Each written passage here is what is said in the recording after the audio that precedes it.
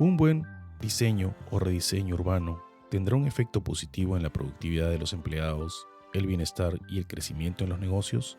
Conversamos con Juan Carlos Romero, un especialista en innovación y arquitectura urbana, acerca de todo lo que implica esto, además del impacto positivo que representa un buen diseño dentro de las ciudades.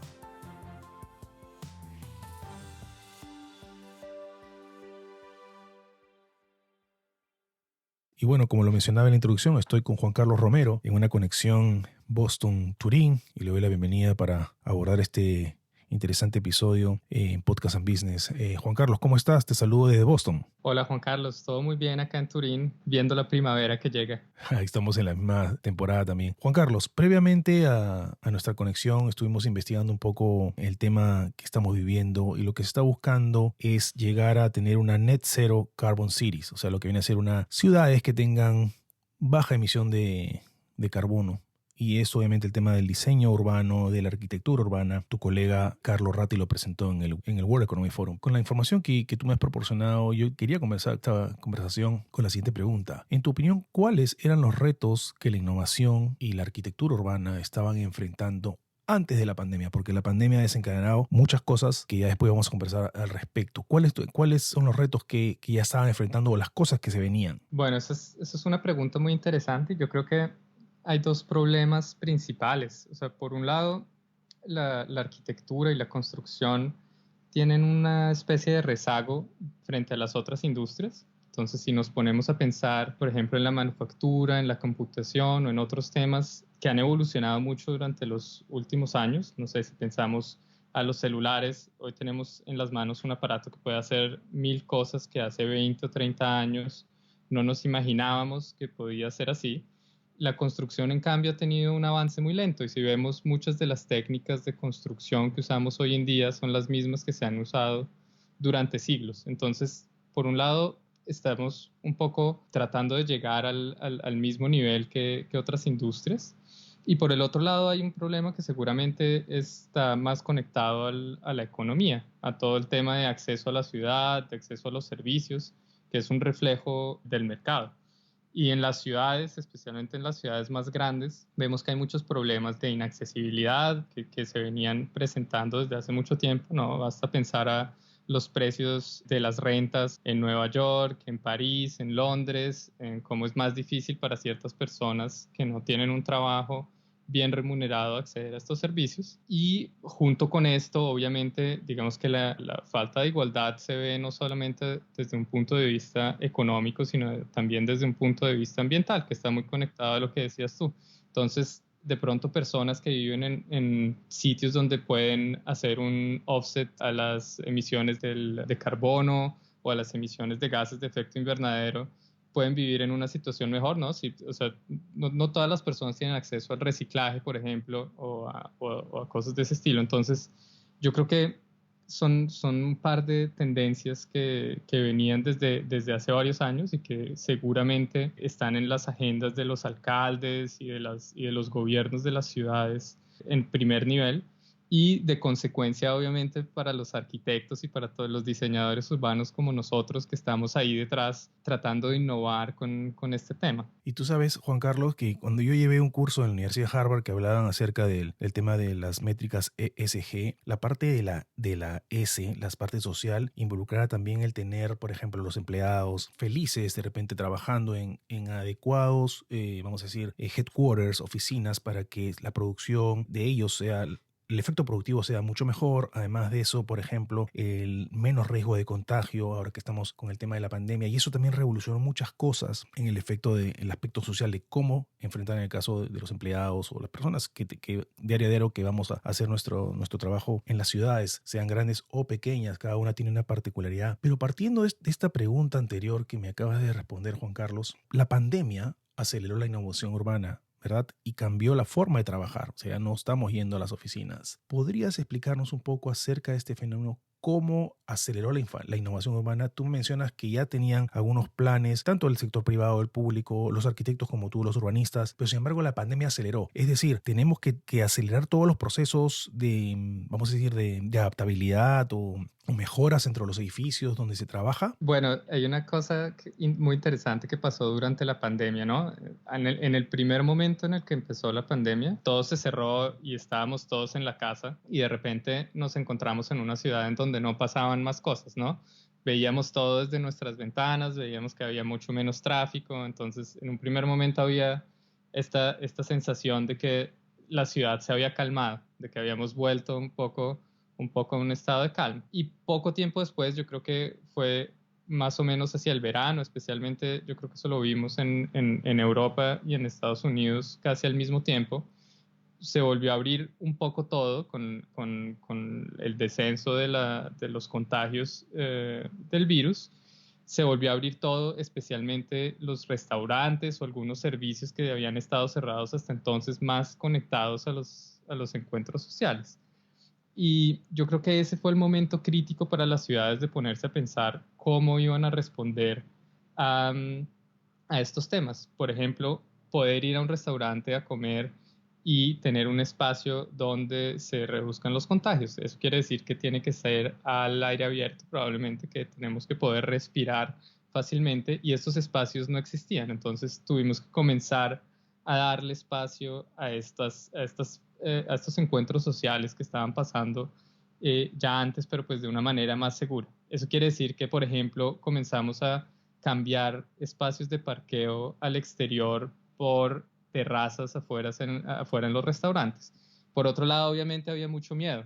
Mucha gente no quería montarse en un bus, por ejemplo, o montarse en un tren o en el metro para ir al sitio de trabajo y volvieron a las bicicletas. Hubo una explosión enorme de bicicletas, de monopatines eléctricos durante el verano del año pasado y las ciudades tampoco tenían una infraestructura que estaba preparada para eso. Entonces vimos que comenzaron a pintar nuevas pistas para las bicicletas en las ciudades. Y la cosa que es muy interesante de lo que pasó es que justamente por la necesidad, las ciudades no se podían poner a pasar todo el aparato burocrático para aprobar todas las leyes que iban a cambiar esto y lo hicieron de manera muy ágil.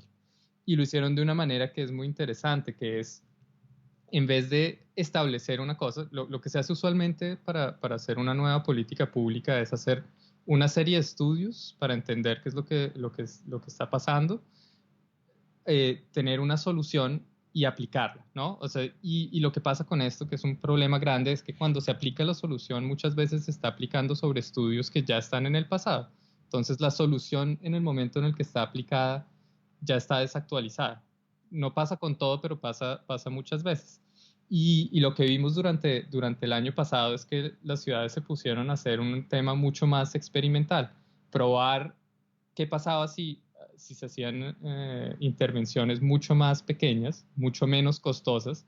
Entonces, en vez de construir una nueva vía para las bicicletas, la pintamos en el piso de una manera muy económica, que si no funciona muy bien, la podemos rápidamente cambiar y adaptar dependiendo de las necesidades. Si vuelven a haber más carros, si de pronto hay más bicicletas, la ampliamos. Y yo creo que esto es un tema que ayudó mucho a las ciudades a responder de una manera veloz. Lo mismo con el tema de las terrazas para los restaurantes que estábamos hablando antes. Estaba pasando un tema muy similar. Y yo creo que hubo un par de ciudades en particular que fueron pioneras en este tema. No sé, pues se me ocurre París, Milán, Barcelona, Nueva York también estaba haciendo mucho, mucho en este aspecto.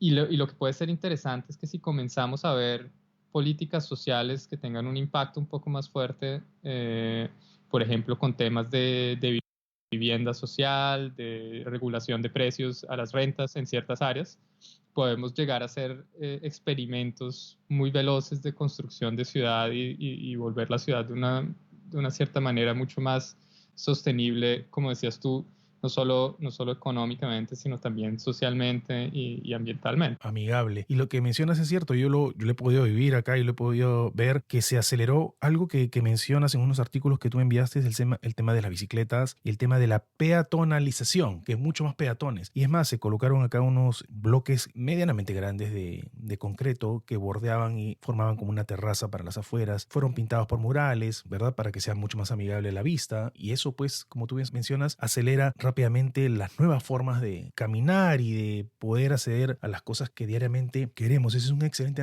ejemplo cómo rápidamente, en el caso de la pandemia, desencadenó el tema de la innovación. Y en invierno, acá el tema de las fogatas, unas fogatas artificiales que ponían alrededor en algunos momentos. Ahora, en dos artículos que tú me envías de La Tercera de Chile y de Financial Times, hablan acerca de aplanar la curva para tener ciudades sustentables. Cuando yo escuché a la alcaldesa de Estocolmo con Carlo Ratti en el World Economic Forum, en un panel que tuvieron ahí, ella hablaba de este punto. El tema de de aplanar la curva, que hay muchos approach, que significa la creación de trabajo, la resiliencia, el bienestar de los ciudadanos. ¿A qué se refiere el término de aplanar la curva, en tu opinión? Esto tiene mucho que ver con el trabajo que venimos haciendo con Carlo en el MIT y en nuestra oficina hace varios años. Entonces nosotros tomamos un poco el lema de la pandemia de aplanar la curva de contagios para comunicar un tema que tiene que ver con el uso de la infraestructura y con usar la infraestructura física que tenemos de una manera mucho más distribuida. Entonces, nosotros hablamos de aplanar la curva como hablan en temas de energía, por ejemplo, de shave the peak. O sea, queremos evitar los momentos en los que hay picos de tráfico o picos de uso de distintos espacios, ya sea el restaurante, ya sea la oficina, ya sea la droguería, ¿no? La idea es que si nosotros logramos distribuir el uso de muchas de las cosas que usamos y de los servicios que usamos y de consecuencia la infraestructura que tenemos en las ciudades, podemos usarla en una manera mucho más sana y mucho más amable para todas las personas. Entonces, esta es una cosa que viene de estudios que hemos comenzado a hacer en temas de movilidad, por ejemplo. Entonces, en la movilidad es bastante fácil ver cómo se aplica. Si nosotros vemos las horas pico de tráfico, por ejemplo, ver una autopista en las horas de la mañana antes de ir a la oficina o ver el sistema de metro en París a las 6 de la tarde, entendemos muy rápidamente que ese es un momento que está casi al borde del colapso. Mucha de la infraestructura está diseñada justamente para esos momentos, para los momentos de mayor flujo de personas. Si nosotros comenzamos a pensar que de pronto hay distintos medios de transporte, porque podemos usar mucho más car sharing, carpooling, distintas maneras de distribuir el tráfico. Ahora que podemos trabajar desde la casa, no todo el mundo va a ir todos los días a la oficina, ni va a ir exactamente a las mismas horas. Entonces podemos pensar también, por ejemplo, en que la gente entra a las oficinas en una manera escalonada. Yo entro a las 7, tú entras a las 8, otra persona entra a las 9 y en ese sentido se distribuye mucho más el uso de las vías, de los buses, Energía. de todo, exacto. Energía, el mismo edificio también. Exacto, y de consecuencia de energía. Y ese es un tema que nace, de hecho, desde la energía. Nosotros habíamos estudiado esto en varios países. Creo que es un sistema que se usa bastante hoy en día, que es las tarifas diferenciales dependiendo del horario o dependiendo de la función en la que se usa. Nosotros sabemos que en una ciudad promedio la parte industrial o la parte que consume más energía usa la energía de 8 a 5 o de 9 a 5, que es cuando está en la producción, digamos, industrial más alta.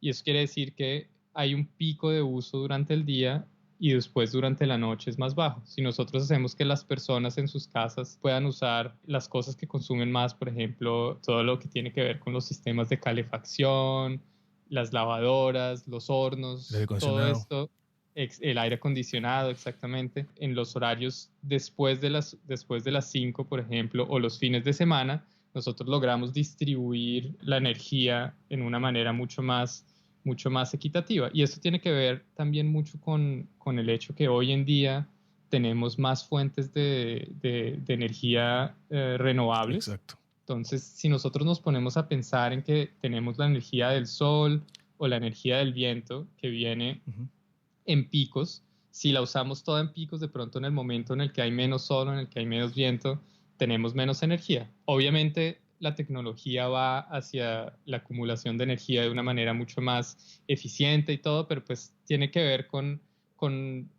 justamente disminuir estos momentos de tensión que tienen todos los distintos sistemas, desde la energía, hacia el tráfico, hacia el uso de los espacios.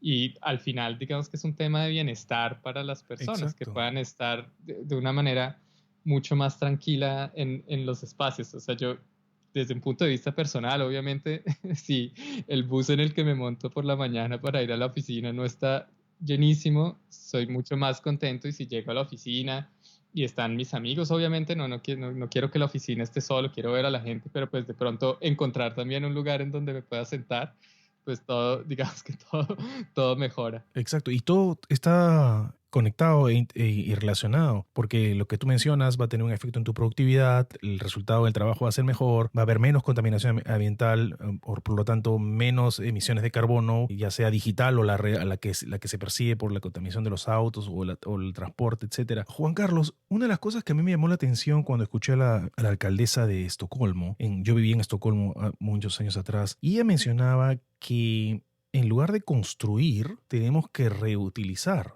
la infraestructura que ya tenemos en la actualidad, porque como tú mejor debes saber que yo, la construcción en sí, el cemento y toda contamina también mucho el medio ambiente. Entonces ella mencionaba que mejor hay que darle un mejor uso y reusar de mejor manera y rediseñar la infraestructura existente. ¿Cuál es tu opinión? Claro, estoy completamente de acuerdo con lo que dice ella, y es un tema sobre el cual también trabajamos mucho, que al final es la economía circular. Todos los procesos de construcción y de producción, de una manera o de otra, generan desechos, ya sea a través de la contaminación, de materiales que no se pueden reciclar, contaminación que muchas veces que no se puede medir tan fácilmente. Por ejemplo, la contaminación sonora que produce tener una construcción al lado de la casa, al lado de la oficina todo el tiempo, o el simple malestar de estar viendo un lugar que está cambiando todo el tiempo. Ahora, eso no quiere decir que no podemos tener cosas mejores siempre, ¿no? Que la ciudad no tenga que ser de una cierta manera más agradable con el pasar del tiempo, pero la manera más fácil es transformar de una manera mucho más, por decir, menos fuerte, Ujú. toda esta Más infraestructura amigable. que ya tenemos. Exacto, mucho más amigable, porque si nos ponemos a pensar en lo que decías tú antes, de sitios que cerraron simplemente a través de barreras de concreto para volverlas peatonales, o sea, como peatones no es que nos cambie mucho el hecho de que eso sea un espacio hecho con piedras, hecho en asfalto o hecho con el prado, en una manera o en otra. Seguramente hay mejores maneras de hacerlo, pero el hecho de poder disfrutar un espacio que nos está dando la ciudad en una manera diferente es casi que el 80% de la experiencia que tiene una ciudad.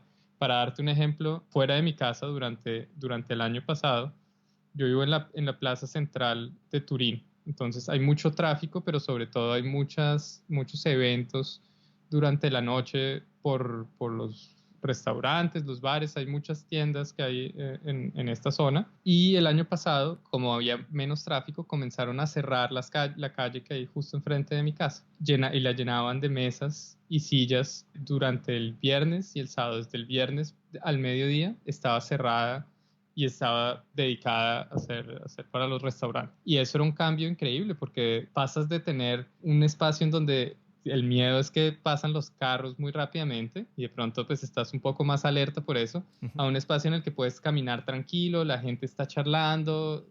Es un cambio que, como costo para de infraestructura, o sea, como costo para la ciudad de cerrarla, es mínimo, pero Exacto. como efecto y como Es muy grande. ganancia en bienestar es muy grande. Y pues a largo plazo es lo mismo que discutíamos antes, es un experimento para entender si el efecto en el tráfico era muy amplio, si llegábamos a tener un problema fuerte si cerrábamos esto por un par de horas, o si se podía de cualquier Permanente. manera, exactamente, o sea, se podía de alguna manera desviar el tráfico a otro sitio. En cambio, estábamos ganando en vivibilidad, no sé si es una palabra, Sí. en habitabilidad para el espacio. Acá hay un proyecto en la calle principal que es muy bonita, la calle Newbury Street, que es la cierran eventualmente los domingos y la gente camina, pues, y los restaurantes al costado y todo eso, muy, muy simpático. Ahora, Juan Carlos, te voy a hacer dos preguntas desde el punto de vista empresarial, corporativo. Uno, el rol de la tecnología y la data en el tema del rediseño o del urbanismo, de arquitectura digital, etcétera. ¿Y cuál es el beneficio de tener un buen diseño urbano en las ciudades para los negocios, empresas y nosotros los trabajadores? Bueno, el primero creo que es la punta de lanza del trabajo que hacemos en la oficina y en mi opinión personal es clave. O sea, sin la tecnología y sin la data no vamos a lograr cambiar el mundo. Yo creo que hoy en día ya nosotros lo que vemos es que la parte digital o la parte tecnológica y la parte física son una misma cosa, ¿no? Si pensamos a todo el Internet of Things, a toda la cantidad de sensores que hay en la ciudad que de pronto no nos damos cuenta que están ahí, pero que lentamente han estado cubriendo todos nuestros espacios físicos, nos damos cuenta que cada vez hay más espacio para la tecnología dentro de nuestros espacios. Entonces hay dos cosas ahí. Empecemos por el lado de la tecnología, que es una parte, y es que por muchos años nosotros hemos vivido en ciudades que han estado construidas de una cierta manera y, por ejemplo, tú que has cambiado de ciudad, pero creo que todas las personas que en algún momento han visitado un espacio distinto han tenido un proceso de adaptación al espacio en el cual se encuentran, ¿no? Tú vas a un espacio nuevo y te tienes que adaptar a lo que hay. Y nosotros pensamos que con la tecnología podemos un poco devolver este proceso y devolvérselo a las personas. O sea, si nosotros tenemos tecnología que está implementada en los espacios, ya sea en los espacios públicos, o sea, en las calles, ahora te doy un par de ejemplos más precisos, o en los edificios, no sé, pues me pongo a pensar en las cortinas que se cierran automáticamente, en todo este tipo de cosas que podemos hacer hoy, además a través de Claro. controles vocales, ¿no? Pienso a Alexa, que puedes decir, prende las luces, apaga las luces, cierra la cortina. Como que los edificios se están digitalizando. Completamente. Y esto es una cosa que nos ayuda al final a las personas, porque nuestra experiencia es que ahora los edificios y el espacio que antes era un tema que no cambiaba, ¿no? Si nos ponemos a ver ciudades acá en Europa que han sido, el espacio físico ha sido igual por siglos, hoy en día está comenzando a adaptarse a las personas y esto es un cambio enorme que tiene para mí tiene muchas ventajas para cómo vamos a empezar a experimentar el espacio construido y es que ahora va a comenzar a responder a nuestras necesidades. Si tenemos frío, se va a prender la calefacción, si tenemos calor, se va a prender el aire acondicionado. Va a ser un tema un poco más interactivo y que va a ser casi un descubrimiento de los espacios a los que vamos. Entonces es casi como si el espacio que antes era inanimado ahora comienza a dialogar y a interactuar con nosotros. Entonces, eso es un lado. Y muy conectado a esto está el hecho de que para poder hacer que el espacio responda a las necesidades que tenemos, hay que tener una serie de sensores esparcidos por el territorio que están recolectando data y que están aprendiendo de lo que está pasando en el mundo. Esto nos ayuda para muchas cosas. En general, el tema de tener más información nos va a ayudar a tomar decisiones informadas y a tomar mejores decisiones en el futuro. El riesgo que yo veo con este tema es que los datos tienen que ser mucho más públicos. O sea, la gente tiene que tener mucho más acceso a los datos que se están recolectando y mucho más control sobre los datos que se están recolectando para apropiarse de estos procesos que están pasando en la ciudad. Pero seguramente la recolección de datos va a ser un tema que va a crecer mucho más en el futuro y que yo veo con buenos ojos si se hace en una manera democrática y en una manera transparente, porque nos va a ayudar a tener servicios mejores, a hacer cosas mejores. A mejorar la calidad de vida de todos. Completamente, completamente. Ahora, Juan Carlos, y para ir terminando, ¿cuál es el beneficio de tener un buen diseño urbano con esta información? ¿Qué efecto tiene inmediato en empleado, en un dueño de negocio, en una empresa, en un banco, en un real estate, en el simple ciudadano? Claro, yo creo que hay varias cosas. Desde el simple bienestar, ¿no? Desde el simple Claro. hecho de tener las personas más felices y como decías tú, una persona que está más feliz trabaja mejor y seguramente es más productivo.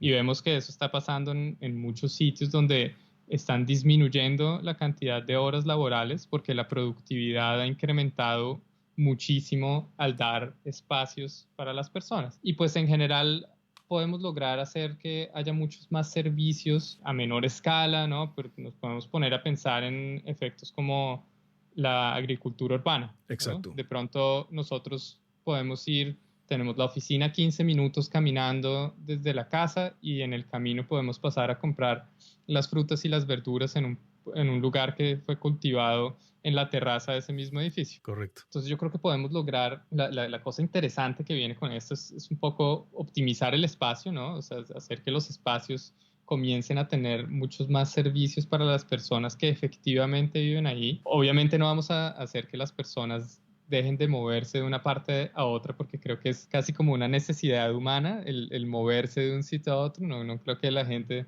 vaya a quedarse en su barrio todo el día, Claro. pero seguramente vamos a lograr hacer que en su barrio las personas encuentren muchas más cosas de las que encontraban antes y que sea un lugar mucho más vital, ¿no? Sea un lugar mucho más alegre. Esto tiene efectos también a nivel económico positivos, porque se incrementa de una manera mucho más pareja el valor del real estate, de los bienes raíces, exacto, de pronto una manera mucho más permanente de hacer transacciones inmobiliarias, pues porque hay mucho menos desplazamiento de las personas que no pueden pagar un sitio que está volviéndose mucho más caro de un momento a otro, y pues a largo plazo podemos crear un modelo que económicamente es mucho más autosostenible, que de pronto, bueno, no tiene los picos que hay hoy en día en altura, pero tampoco en caída, ni siquiera tampoco los valles. Entonces, Claro. creo que en general eso es un beneficio. Y pues trabajar más felices siempre creo que es una cosa que nos gusta. Y es cierto, y tú sabes que volviendo de nuevo a la presentación de la alcaldesa de Estocolmo, ella mencionaba que el tema es crear una economía, pues, como lo acabas de mencionar, una economía de repente local, una economía sustentable, encontrar el perfecto modelo de negocio para cada ciudad, donde los sectores interactúen, como lo mencionábamos, en diferentes escalas, y esto va a crear obviamente trabajo, resiliencia, etcétera. Juan Carlos, ¿algo que te gustaría adicionar a esta comparación para ir redondeándola? Sí, claro. Bueno, en general es un poco una continuación de lo que estábamos charlando, y es que, o sea, el tema de hacer ciudad, como me gusta llamarlo a mí, no es un tema de arquitectos o de diseñadores urbanos, ni tampoco un tema solo del gobierno, sino es casi que un deber ciudadano, ¿no? Entonces, o sea, lo que yo me imagino es que después de la pandemia, seguramente una cosa que nos deja es una infraestructura digital fortalecida. Todos estamos ahora acostumbrados a charlar en Zoom, en hacer videollamadas. Nos dimos cuenta que de pronto hay que hacer menos viajes para hacer muchas cosas, ¿no? Estamos entendiendo que hay menos afán también para hacer muchas cosas, y lo que puede convertirse esta plataforma digital es en un espacio de participación mucho más abierto. Lo hemos visto ya en procesos recientes. Por ejemplo, estamos haciendo en Milán un nuevo proyecto de renovación urbana en el centro, y todos los procesos de concertación con el gobierno, con la alcaldía y con los ciudadanos se han hecho vía Zoom, y pues obviamente para evitar contagios, pero pues esto da una plataforma a mucha gente que de pronto en otros momentos no podía ir a la discusión porque estaba en el trabajo, personas de pronto que por la edad no podían asistir a ciertos eventos. Entonces creo que democratiza mucho más estos procesos, y a largo plazo lo que yo me imagino es que, por ejemplo, esto deja de ser una cosa tan formal que uno ve en ciertos eventos, sino de pronto tenemos una aplicación en el teléfono en el que nos llega una notificación que dice: vamos a hacer hay un nuevo proyecto que está viniendo a tu barrio, y puedes leer lo que está pasando, puedes hacer, o sea, se vuelve como una cosa mucho más transparente. O sea, hay una responsabilidad del gobierno de presentar las cosas en una manera clara, y el ciudadano puede de la misma manera darle la responsabilidad necesaria al gobierno cuando los procesos funcionan o no funcionan. Por mi parte, obviamente, me interesa mucho estar de lado y lado de este proceso, pues porque el diseño urbano y los procesos urbanos, sobre todo de renovación de los espacios, como decías antes, son mi gran pasión, y es el trabajo que hacemos todo el día, pero también la parte tecnológica es una cosa súper interesante, pues porque es también una manera de crear espacios y de hacer ciudad. Un poco a lo que nos dedicamos con Carlo, a esta amalgama entre lo digital y lo físico. Parece genial. Como lo mencionaba Carlos, y tú también lo refuerzas, el tema del objetivo principal es reducir, primero, obviamente tener ciudades sustentables, tener una mejor calidad de vida, tener bienestar, vivir más felices. Y el key del asunto es la reducción de las emisiones que están siendo un problema latente en la actualidad. Juan Carlos, ¿dónde pueden contactar contigo? Bueno, hay dos maneras muy fáciles. Una es en LinkedIn, obviamente, y la otra es vía email. Y mi email es mi nombre, juancarlos, @carloratti con .com. Creo que esas son las dos maneras más fáciles. Con Carlos Ratti, que es un renombrado especialista en el tema de todo lo que es el diseño, arquitectura urbana, involucrado a la tecnología, iniciado acá en el MIT. Juan Carlos, te quería agradecer por tu tiempo. No, yo te quería agradecer por invitarme a charlar contigo. Siempre un placer discutir estos temas y pues esperemos que nos encontremos pronto físicamente o virtualmente para otra charla. Claro que sí. Soy Juan Carlos Giraldo, saludándolos desde la ciudad de Boston, en los Estados Unidos. Que tengan todos buenos días, tardes y noches. Muchas gracias.